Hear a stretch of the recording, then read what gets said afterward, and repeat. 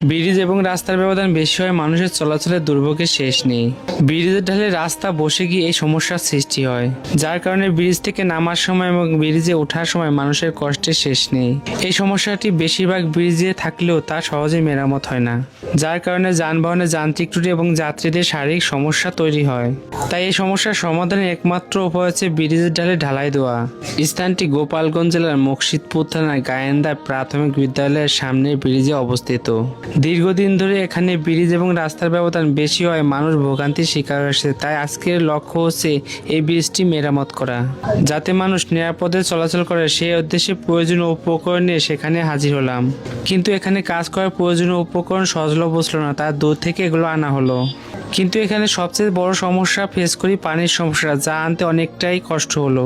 তারপরেও কাজ করার সময় এলাকার মানুষ অনেকটা উৎসাহ দেয়, যার কারণে কাজটি করতে অনেকটা সহজ হয়। যদিও সড়কের এই অংশ পিচ এবং পাথর দিয়ে ঢালাই করা হয়, কিন্তু এটা আমার কাছে সহজলভ্য না হয় একমাত্র উপায় হচ্ছে ইট বালি সিমেন্ট দিয়ে ঢালাই দেওয়া, যাতে মানুষের চলাচলের পথ মসৃণ হয় এবং ভোগান্তির শিকার না হয়।